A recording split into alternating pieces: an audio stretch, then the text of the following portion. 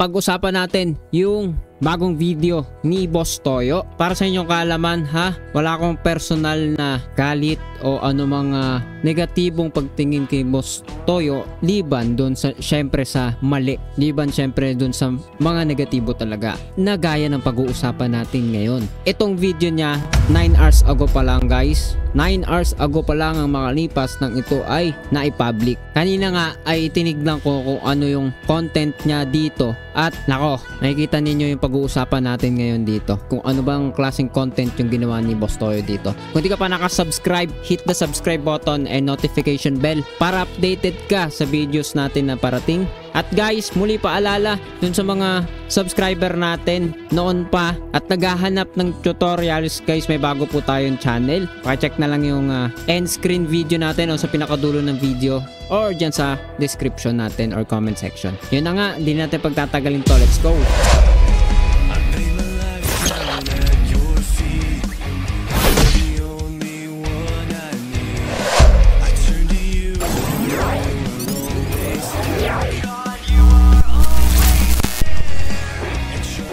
Let's go. So yun na nga guys, umpisahan na natin.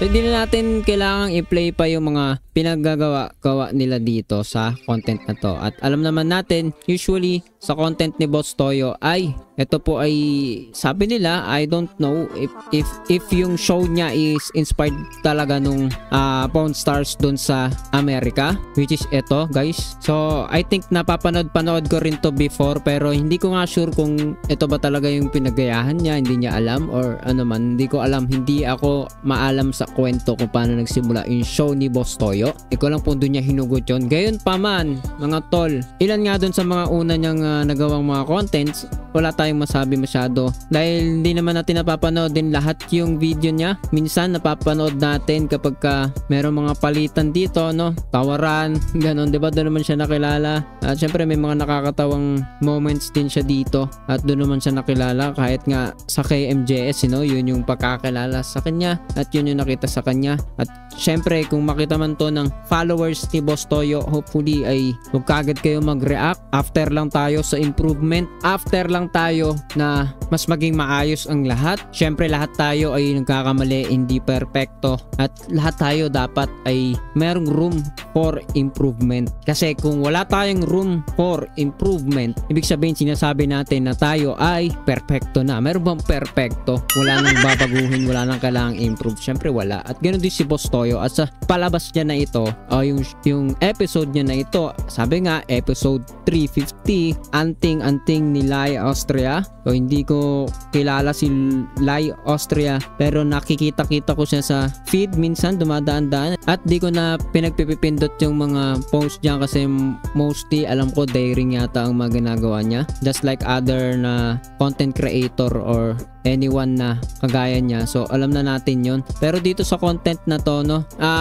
sa akin lang kasi parang unexpected na biglang naging ganun yung video ni Boss Toyo. Kumbaga yung content niya kumbaga pwedeng pang national pang TV. So totoo lang, pwede siyang kuning programa sa TV, no? Nakuha na ba siya? Ako hindi ko alam baka alam nyo or nakuha na siya, hindi ko alam. Comment nyo nga dyan para alam ko rin. Hindi naman lahat ng bagay alam natin. So pwede nyo rin naman ako turuan kung ano man mga dapat ko pong baguhin or i-correct. Pero di ba maganda yung programa niya kumbaga entertaining, may value, no? Sige, pag-usapan nga natin ngayon, ano ba yung characteristic ng isang magandang content. So magbigay tayo ng 3 halimbawa na pwede natin pagbasihan at nasa inyong pagpapasya kung ito'y tingin ninyo ay makatarungan. Pero para sa akin, makatarungan naman yung mga sasabihin natin ngayon. Isa sa characteristic na pwede natin tignan kapag nanonood tayo ng mga contents sa internet, sa TV, di ba? Kahit sa mga noontime shows, andyan yung mga pagtatalo-labanan kung sino yung maganda, magaling na shows, ganito. Ito ang isa sa titignan natin, no? Tignan natin kung ano ba yung pinakikitang istorya sa palabas. Gaano ba ka-interesting yung plot? O kung ano ba yung mga mangyayari sa mismong palabas, no? Gaano ba ka-interesado? So kung isa kang tao na naghahanap ng mga makabuluhang bagay or yung may matututunan, may makukuha ka lagi, isa sa interesting plot na may isip mo or titignan mo, 'di ba? Is ano ba yung value na nakukuha mo or values? Gaano ka ba nakaka-relate doon sa mga karakter sa loob ng ng screen o nung show o nung pinapanood mo, at titignan mo kung paano nila kinukuha yung atensyon ng mga manonood. In short, compelling story. Talagang huhugot, hihila ng manonood. Pero ang tanong sa paanong paraan. So, isa sa maganda na nakikita sa isang magandang show ay talagang agaw pansin. Talagang interesting. At doon nga, sinabi natin kanina, sa show ni Boss Toyo, makikita mo yun. Interesting yung makikita mo na palitan dito ng mga kwentuhan, kung paano siya ganito, ganyan, paano umiikot ang mga sistema, paano ang kalakaran sa ganitong klase ng mga bagay, ganito, ganyan sa business o ano pa man. Kasi 'di ba pag may pumupunta sa kanya, kasama na doon yung kwentuhan, kasama na doon yung mga tanungan, at doon nagkakakilanlan sila, o minsan di pa niya kilala or ano man, nandun lahat, 'di ba? So I believe it is somewhat compelling na masasabi natin isang maganda. Nakikita natin yun maging sa show niya. Pangalawa sa pwede natin tignan ay yung great look and feel. Yung magandang maano sa mata mo, maganda sa paningin mo, maganda sa pakiramdam mo. Kumbaga high quality visuals. Halimbawa, 'di ba? Magagandang kagamitan yung ginamit sa show, malinaw, maganda yung angulo, o basta na-enjoy mo, no, ng mata mo, ng iyong damdamin, na-enjoy mo yung palabas. And sa palabas nga ni Boss Toyo, which is yung Pawn Stars, ay makikita mo yun eh. 'Di ba? No doubt, alam mo, 'di ba? Kahit tatay mo, kahit pamilya mo, pwede yung panoorin ng nanay mo, ng kapatid mo. Kasi may mga interesting talaga na kwento, at yung estilo ng kuha nila ng camera at yung estilo ng pagkuha nila ng camera, alam mo, simple lang, focus sa usapan. Meron ka namang makukuha sa kanila, meron kang matututunan, meron kang malalaman, na-entertain ka, na-i-inspired ka, na-motivate ka, natututo ka, andun. Name it, kung paano gumagana sa iyo isang palabas. Pero kung paano gumagana sa iyong isang palabas, nasa iyong kamalayan na yan kung paano mo tinitignan ng isang palabas. Pero isa yon sa mga tinitignan natin na maganda, masabi natin magandang palabas nga. And lastly, pwede natin tignan is yung mga talented na subject ng camera o yung actors. Siyempre, pag nanonood tayo kung sino yung nagsasalita, kung sino yung bida, kung sino yung gumagalaw sa palabas o sa show o sa pinapanood mo, isang factor yon na babasihan mo. At ang isang talented na actor or isang inspiring actor ay nandoon sa palabas, ay pwede natin sabihin maganda yon. Pero 'di ba, kanya-kanya pa rin tayong panonood doon. Pero ang point, isa yun sa pwede mo pagbasihan. Titignan mo kung maganda ba isang palabas. Compelling story, interesting siya, 'di ba? Ganto, ganyan, great look and feel, maganda ang estilo nila, style nila sa palabas, yung talented na mga characters. At si Boss Toyo ay isa sa naniniwala kong talented na tao. Isa rin siya sa maaaring maka-inspire ng maraming tao, lalo dun sa mga kabataan na dating nasa bisyo, ganito, ganyan, tapos 'di ba,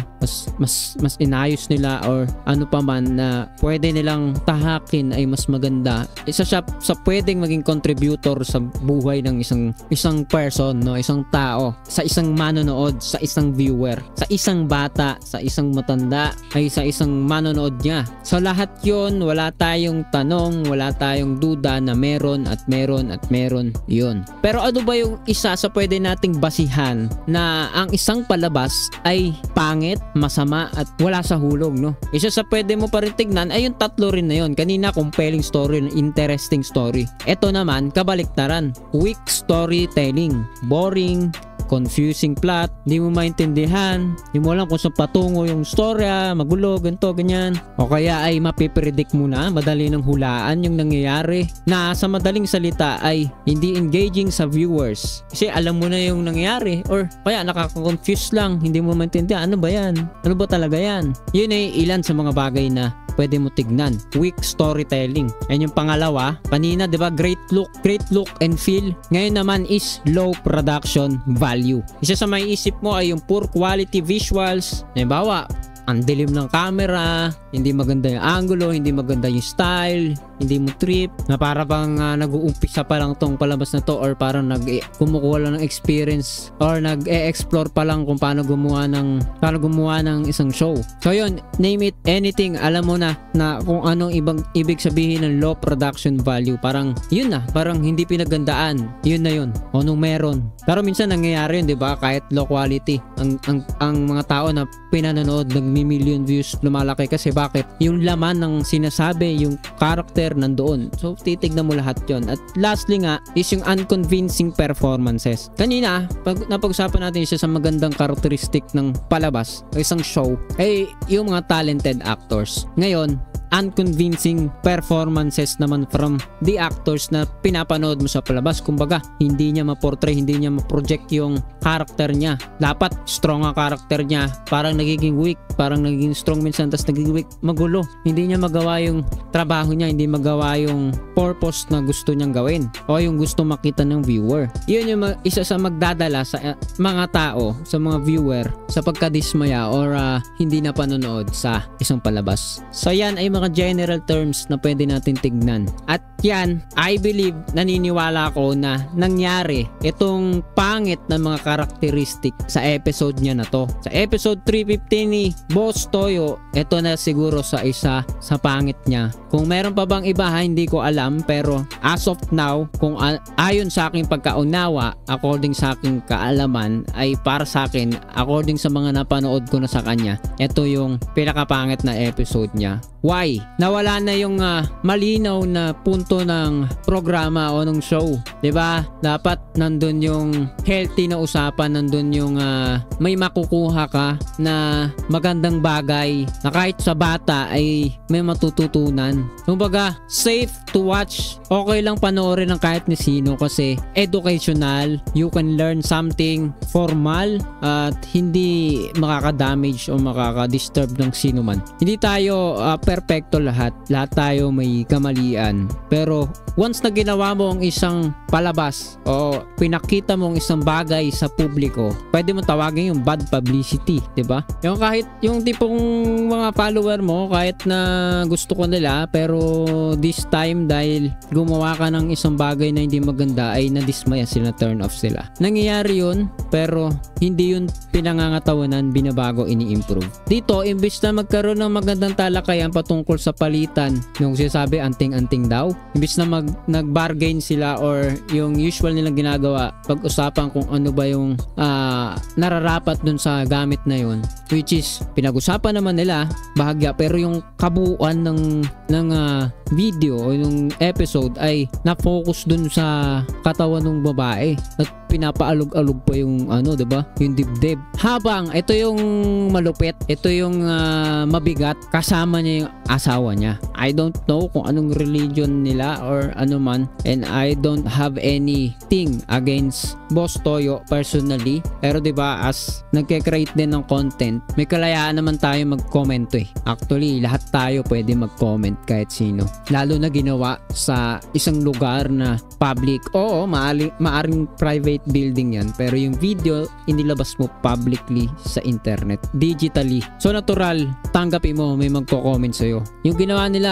isang magulong kwento, istorya, at yung character niya, parang nawala yung niya, quality ng content niya, pati yung character na pinoportray o pinoproject niya. Diba, meron pa siyang ginawa na parang niya yung pendant or something, at kung ano-ano pa, at napapahampas na nga lang yung asawa niya, Siyempre, diba, alam mo naman pagka sa public gusto mo maging professional, alam mo yan, kahit sa babae, diba, kahit sa loob mo, alam mo yun, kaunti pa nga lang chat pa lang, questionable na sa'yo diba? Kung minsan ganun yung nangyari or kadalasan sa isang tao, depende sa pagkatao niya, kung siya selosa or ano man, maliliit pala na bagay, alam mo, pwede na kayo may pagtalunan, pwede na kayong may pag-usapan. Pero ito ginawa mo paharapan. Siguro nga hindi siya under ng asawa niya or super close sila, open-minded, ganun. Pero I don't believe na itong karakter at itong lapat ng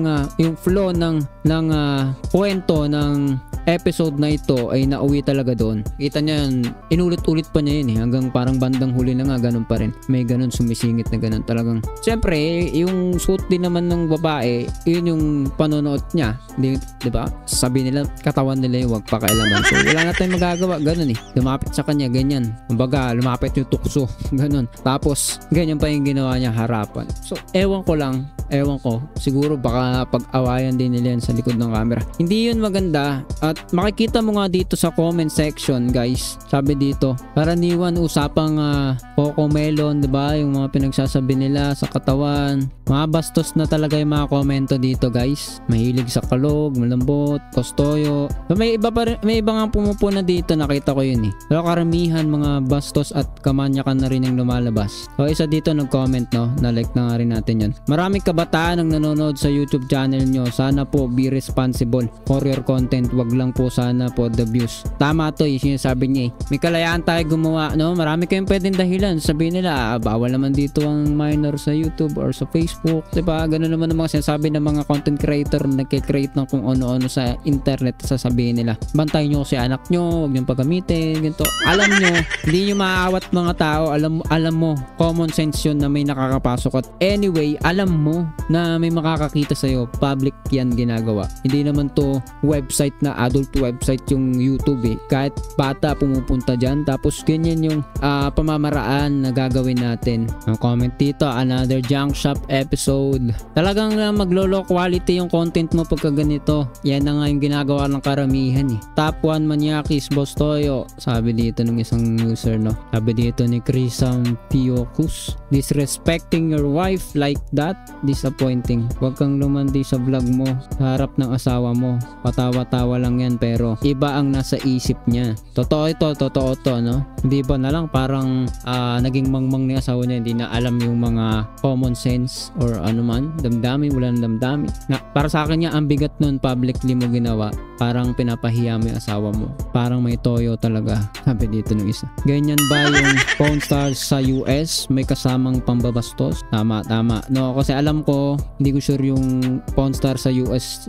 Alam ko one time o pilang lang sa daliri yung napanood ko yun sa cable TV. Pero wala akong nakitang ganyan dun. So kung yun yung ginagaya niya or dun siya umugot, diba, ng kanyang ideya sa palabas niya, well, malayo na yun dun. Pero may nag-reply dito sa comment ni Rafi, huwag ka na manood kung hindi pa open ang isipan mo, probinsyano. Ayan may panlalait pa Pagka ayaw ng malaswa, ayaw na pagpinuna yung idol nila, hindi na open ang isipan. Ang daming paraan para maging open-minded ka, hindi sa kalaswaan. Saka ano problema sa probinsyano nanda-down to kapwa Pilipino. Masamayan boy. Ang tanong, US ba to? Dislike natin Huwag ka na manood. Hindi marunong tumanggap to mga to ng kritisismo. Hirap mo kasuhin. So yun lang guys, siguro yun lang ang mga pag-uusapan natin dyan. Medyo mahaba na tong video natin na ito. Pero hopefully makapag-open to ng discussion dyan dito sa comment section or anything na makabuluhan. And nawa kung makita man to ni Boss Toyo or makita man to ng mga followers niya ay makita nila yung improvement. Kasi the more na nag-i-improve yung tao, the more na nag-e-excel yung pananaw or kahit umpisahan sa panlabas na galaw, 'di ba? Pag-umpisa sa maliit na mga bagay ay may malaking epekto ito later on. Kahit ako man, dapat may room for improvement lahat tayo. So yun lang guys. Comment down below anong masasabi mo sa content ni Boss Toyo ngayon dito 350 at episode 350. Boss Toyo, kung makita mo to, God bless you. Pero maliban dito, Boss Toyo, ay naway hindi na maging ganito kasi parang bumabagsak yung quality content ng show mo. Huwag mo na silang gayahin yung mabababang creator na, sorry Lord, hindi naman mababa yung pagkatao nila. Bumababa yung ginagawa nilang kalidad na palabas na ginagawa nila o anything. Binababa nila yung sarili nila sa kawalan ng kabuluhan. So yun lang guys, wala na talaga akong masasabi. Comment down below na lang dyan. Usap tayo and please hit na subscribe button and notification bell para updated ka sa susunod nating mga video.